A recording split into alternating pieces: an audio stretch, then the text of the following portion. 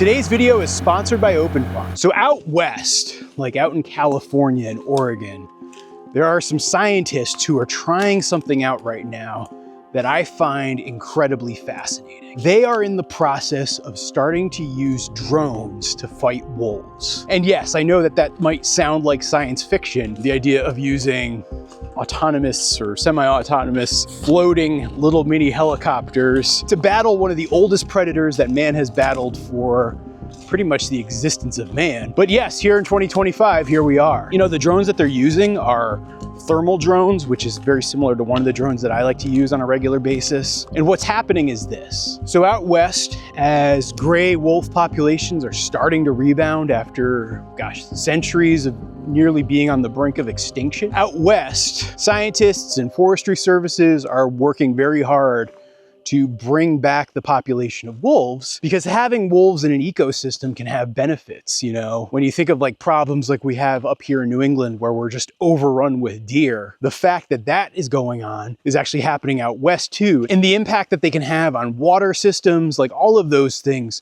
are significant and in fact very positive. And so that's probably the main reason why a lot of folks want to try to reintroduce wolves into an ecosystem that they have historically been out at. But at the same time, that reintroduction comes with a cost. You know, that cost comes in the form of, you've got a lot of farmers out there who are raising cattle, and cattle ranching out west is different than what we do here in New England, where here we're on tiny little parcels of disconnected land. Out there, out on the open range, they're moving hundreds of miles with their cattle, looking for pretty much any available vegetation that their cattle can eat. And so that puts them frequently in conflict with wolves. And so for those ranchers, they do have a legitimate problem when it comes to the reintroduction of wolves. And I'm sure you guys have probably seen or heard about the tension that exists between environmentalists and ranchers, and, you know, the ranchers essentially not wanting to reintroduce this dangerous predator, and many other folks saying, no, it's really important. Well, that conflict has pushed scientists to look for solutions to help out the ranchers. And they've tried a number of different things in terms of fencing, and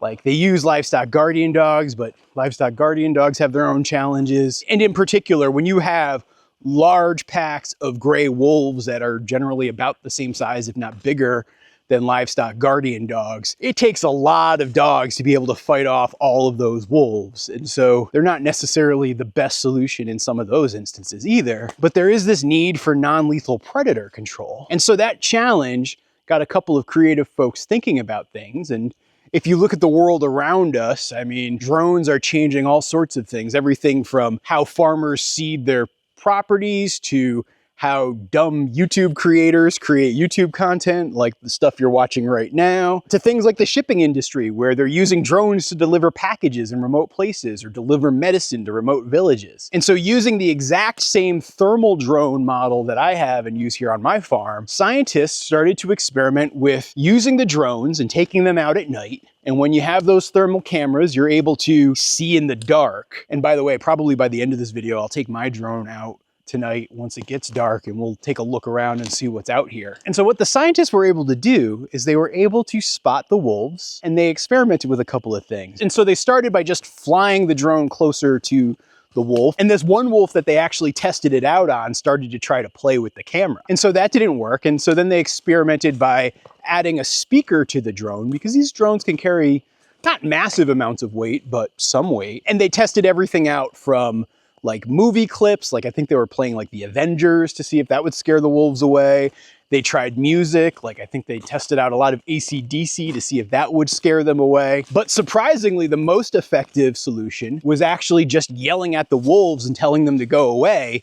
And that would spook the wolves really quick, and they'd leave the cattle alone. And so yes, if anybody's wondering, apparently drones will scare away wolves if you have the right sound mechanism. And now with the experiments that they've done so far, you know, they had to have like an operator flying the drone, and they had to have a person on duty. But one of the things that I've noticed is when it actually comes to drone technology and just general camera technology, with like the proliferation of AI powered devices, like for example, this camera that I'm shooting with right now, you see how it's tracking with me? There's nobody else around here with me. I'm all by myself. But this camera is able to just track my face and stick with me. Similarly, with this drone that I have, I can just kind of turn it on. Follow. I can just change the different mode that it has. It has like a follow mode. and just right from my hand, it'll take off and follow me around. Come with me, my little camera friend. We're gonna go. And so I genuinely think with the improvements in tracking camera technology, as well as with night vision, you're gonna start to see an increase in things like livestock guardian drones. And no, that's not to say that I'm trying to do that right now or that anybody's gonna be really doing that in mass right now, but it would not shock me that, I don't know, a decade from now, that's a pretty common technology that's gonna be out there. And that's also not to say that everybody's gonna wanna use it, but I think a fair amount of folks are gonna want to experiment with it. Oh, look at this. This is one of my favorite apple trees. This one is actually looking just about ready to be picked. Oh, this is perfect. I might actually have to come out here tomorrow so that the bears don't get it. This is really good. Now, I know you guys might be hearing me say this and wondering, well, does that mean that one day I hope to have a livestock guardian drone? And I'm not sure, but I will admit that I'm very partial to my existing form of livestock guardianship that we have here on the farm.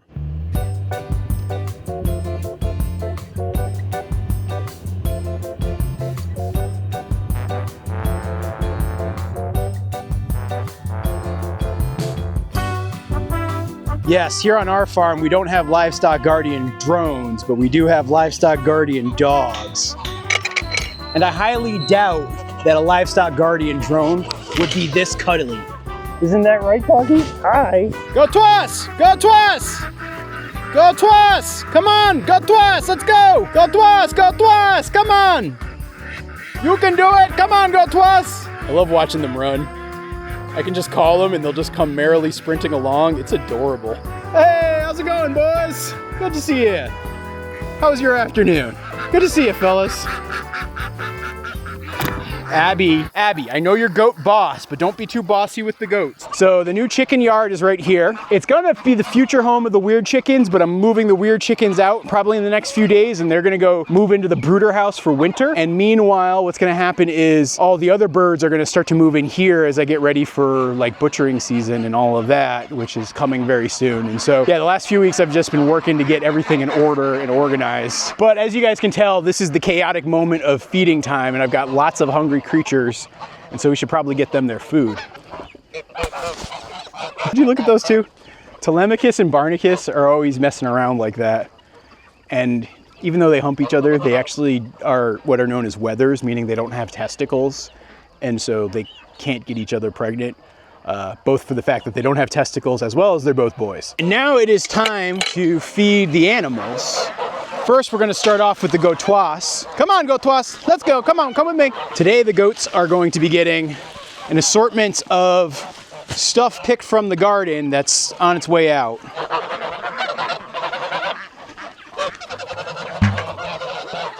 Now we gotta convince all of the geese to get out of there, because if the geese stay in the goat yard, they'll be trapped.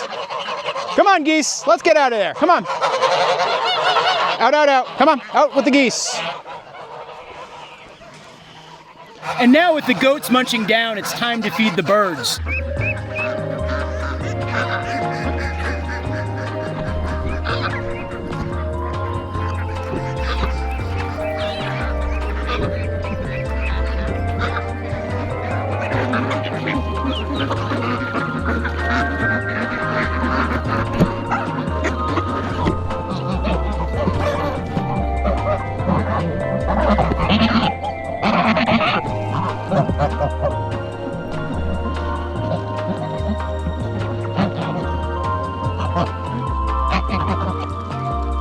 And now with all the birds taken care of, it's time to feed these hard-working pups with today's video sponsor, Open Farm. That's right, you guys, it's Open Farm time.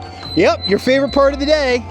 Oh yeah, we got a special one for you today. So as you guys know, I've been feeding Open Farm's raw mix options a lot lately, and the dogs absolutely love it. I've loved feeding the dogs the Open Farm raw mix recipe for quite some time, and I'm pretty sure the dogs love it even more than me. Actually, I can guarantee that fact. And you know what's really actually cool about the raw mix variety is, and I'm just gonna pop open the bag and show you guys, it has these freeze-dried pieces. Like you can see, here's a couple of those freeze-dried pieces right here, and those freeze-dried pieces offer more more flavor, more taste, and more nutrition for hard-working dogs like Toby Dog and Abby Dog. So right now I'm going to show you just how I mix up a batch of their favorite recipe.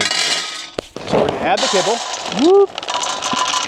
Now we've got that raw mixed kibble ready to go. And then the special added bonus they get tonight, it's Open Farm's grass-fed beef bone broth, which when you pair the freeze-dried raw bits with this bone broth, it's like a flavor explosion for the dogs. But on top of that, it's also wicked, wicked nutritious for them. Their bone broth is slow cooked and packed with collagen, which also helps with Toby Dog and Abby Dog's skin and coat. And it makes a very satisfying meal for my hardworking partners. Okay, Abby Dog, are you ready for your meal?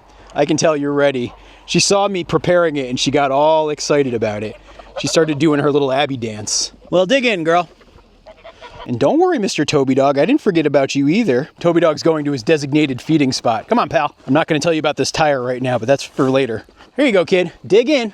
And while the dogs might love the taste of Open Farm, I feel really good about feeding the dogs Open Farm because all of the ingredients from Open Farm are traceable. All you have to do is scan the code on the back of the bag and you'll find out exactly where your dog's meal came from. And now if you want to check out Open Farm for your favorite furry friend, I'm going to leave my offer code of Goldshaw down below, and all you have to do is click the link and you will save 20% off your first order of Open Farm.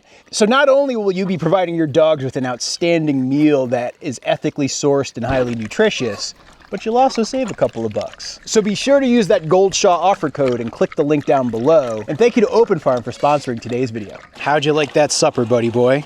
Oh yeah, I think that was to your liking. Oh yeah. So now with both of the dogs happy and fed, they're ready to go on livestock guardian duty for the night. And so now the sun is set for us out in the west, and it should be getting dark pretty soon. And like I mentioned earlier, I have a thermal drone that has that cool night vision like you saw them using out west for the livestock guardian drones with the wolves. And so what I'm going to do in just a little bit is take the drone and put it up in the air and let's see what we can see. But before I do that, I feel like I should answer a question specific to wolves here on our farm, which we do not have. But that actually doesn't mean that we never had wolves in this area. Wolves used to be here in New England, particularly northern New England back in the day, but they've long since been eradicated. I've tried to do some research and find out exactly when the last wolves left Vermont, and I was really unable to find any answers. Growing up in Connecticut, I've always heard this one story about the last wolf in Connecticut. So back in 1742 in Connecticut, like in the northeastern corner of the state, there was a guy by the name of Israel Putnam. And Israel Putnam, if you're familiar with like Revolutionary history and particularly like Connecticut history, he was a pretty significant figure. He fought in the French Indian War. He also was a part of the Continental Army in the American Revolution. It is said that back in like 1742, he actually killed the last known wolf in Connecticut after it attacked some of his livestock. He actually, like supposedly, according to the legend, tracked the wolf to this cave and shot it right there. And these days, like I grew up being able to visit this place in Mashmucket State Park. There's like a cave and like what's known as the Wolf Den or the Putnam Wolf Den, which is where that wolf came from. And I don't know, when I was a kid, I would always hear that story. And on one level, it was kind of fascinating to me to think that like wolves would like be among us and like out in our space. And then at the other end, it kind of made me sad to think that like kind of a wild natural creature like that was essentially eradicated from where I lived to make room for people and civilization. And so, yes, I know that things like wolves and even coyotes can be risks to livestock. Yet at the same time, I do believe that there are ways that you can ethically coexist with those animals and use forms of non-lethal predator control, whether it be something like a drone or something like an Abby Dog. And so I don't know if the Putnam story is actually true. There have been biographers who have verified it, but who knows, it could just be a legend. But regardless, I do know that there used to be wolves in Connecticut, as well as up here in Vermont, but those are no more. What's happened over the last, I don't know, about 100 years or so has been coyotes from the west have migrated east, and they have sprung up to really both fill the ecological niche that was opened and vacated by the wolf, but then on top of it, they're a little bit more well adapted to kind of the suburban and urban landscape that we live in today, particularly on the eastern part of the United States. Being smaller, being more focused on eating rodents. And so that's really what gets you a lot of coyotes in this area these days. And even Vermont Fish and Wildlife will tell you that if you just try to hunt coyotes and eradicate them from the area, that actually sends a signal to their breeding programs that will bolster the number of animals that you have there in that space a year or two from now. And so your better bet if you're trying to protect your pets or your livestock when it comes to coyotes is find those non-lethal methods for controlling them. Okay, here we have our thermal drone. As you can see, the thermal drone is much bigger than like the little baby drone I showed you out in the woods. So this one can fit in my pocket and I can just carry it around with me. This one is a little bit more sizable, but it can even do things like carry a Bluetooth speaker. All right, let's put it in the air and see what we can see. So now, there's still just enough light that I can see what's going on. Like for example, we can see the ducks and geese having a conference down in the pond following their meal. I bet you we'll also be able to see the cattle out there, see them out on the pasture. But if I switch to the infrared mode, you can actually spot them a little bit better. It looks like the cattle broke out of their fence. They're kind of scattered across the pasture. I think I'm gonna have to fix that one tomorrow morning. Just in case you're curious, here's what it looks like when you're looking at animals. So again, these are the cattle. You go to normal camera mode, you can still just kind of spot them. It looks like, you can tell some of the calves have escaped, but it looks like one or two of the moms have also escaped. Let's see if we see any deer out and about.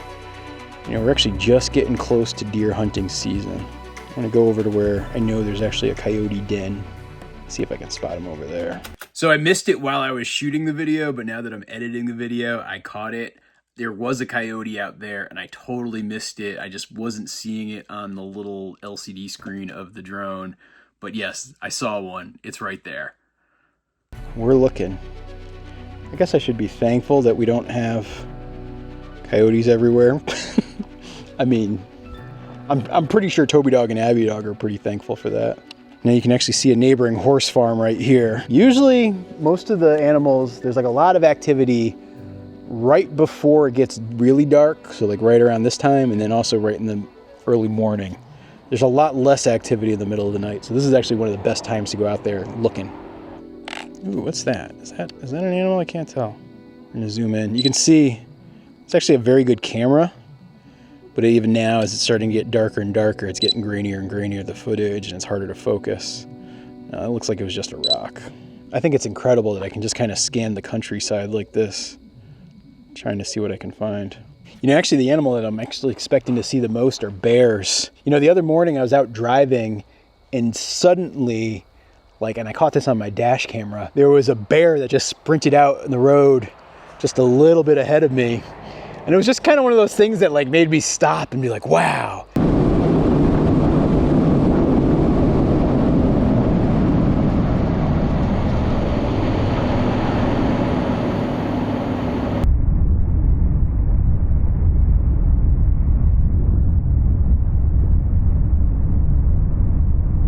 And I stopped, and then so happened one of my neighbors, she was about to go to work and she was right behind me and she stopped and she pulled up beside me and she's like, "Did you see the bear?" And I was like, "Yeah." And it was like we were both so excited that we saw it. It was kind of a lot of fun. So I was wondering if we might see any bear creeping around.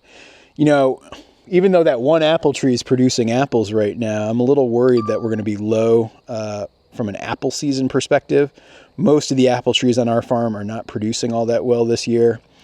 And so we're not going to have nearly as much. I probably won't even bother making cider because there's just not enough around to make it worth my while. It's one of those things that you just kind of realize that food production goes in cycles. And when that food production is going in cycles, that's going to drive shifts in the population of the animal. For example, the last couple of years, we've had a lot of rain, and that's produced a lot of apples and a lot of beech nuts and acorns and that sort of thing.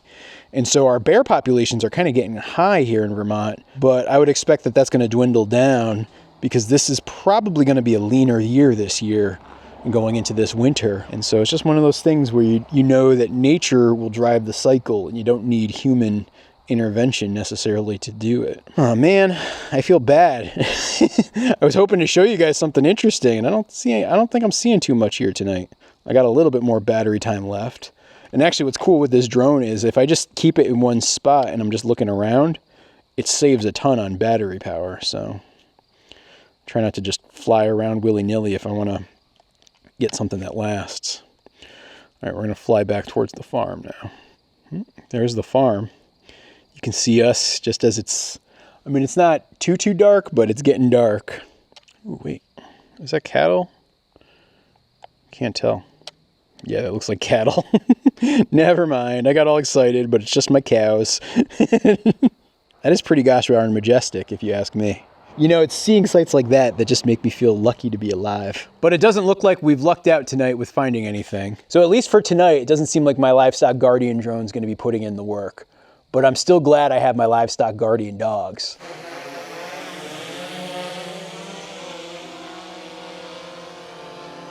Okay, Abby Dog, are you ready to be in charge? You and Toby Dog. Where is Toby Dog? Toby Dog! You guys are in charge. Take care of the birds tonight, okay? Be safe, you two. And of course we can't forget our hungry barn cats. There you go, you guys.